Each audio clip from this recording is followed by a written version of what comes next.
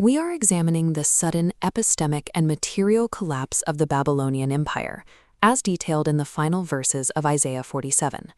Historically, Babylon was known as the Lady of Kingdoms. To understand the source of their confidence, we have to look at the scale of their physical defenses. Historians record that the city was protected by walls reaching up to 350 feet high and 87 feet thick. Combine those massive barriers with the strategic water defense of the Euphrates River, and you have an enclave that seemed impregnable.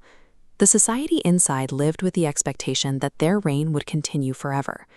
You can see the scale of their wealth in their architecture. Looking at this reconstruction of the Ishtar Gate, the vivid blue glazed bricks and intricate gold animal reliefs verify a level of physical opulence that constantly reinforced their sense of security. Behind these walls, the Babylonian leadership cultivated a conviction of absolute independence. They operated with the belief that their internal wisdom and intellectual systems placed them beyond the reach of any earthly calamity. This accumulation of massive physical defenses and intellectual dominance created an illusion of total invulnerability, blinding the empire to the reality of the divine judgment that was about to arrive. This brings us directly to the prophetic warning found in Isaiah chapter 47, verse 11. The text reads, "Therefore shall evil come upon thee. Thou shalt not know from whence it rises, and mischief shall fall upon thee. Thou shalt not be able to put it off, and desolation shall come upon thee suddenly, which thou shalt not know." The prophecy describes a disaster that overtakes the Babylonians by surprise.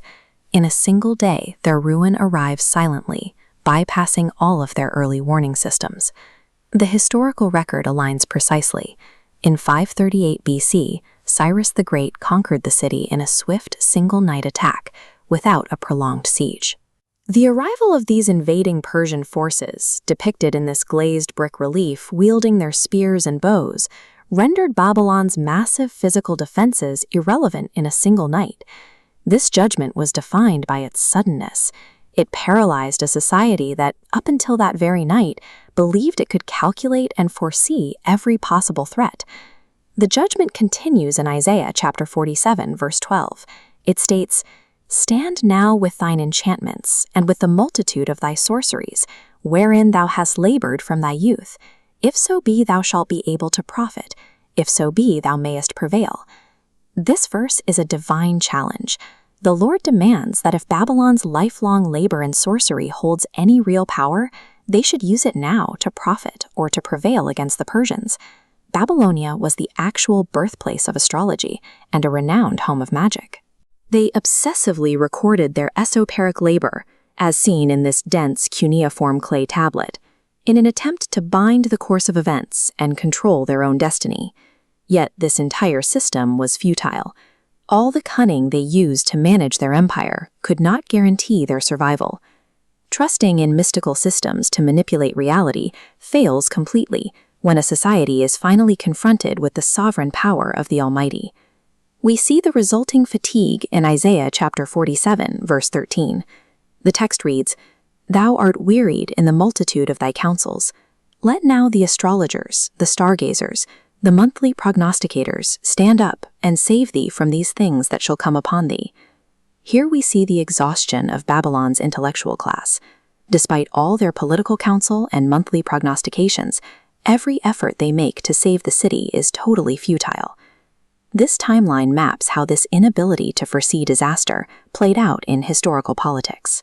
You can track Babylon's doomed rebellions: Cyrus's conquest in 538 BC, the Cambyses' the Second Rebellion in 530 BC, and an uprising in 522 BC. Focusing on 522 BC, Urarka attempted to restore Babylonian glory, but his forces were utterly crushed by Darius. The historical proof of this defeat is recorded in the Behistun inscription rock relief.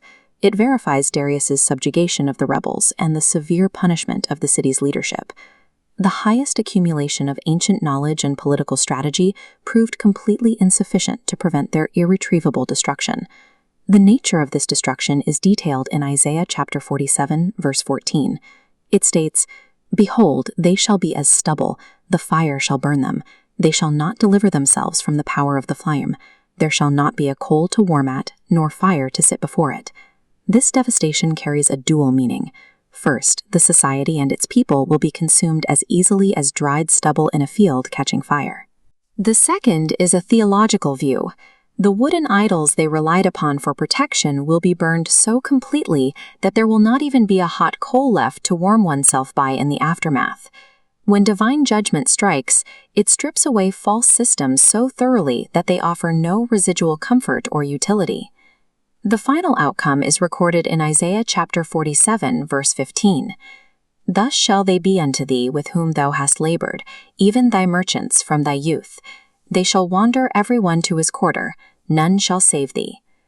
Ultimately, the global merchants and the idol makers realize the absolute futility of their economic and belief systems.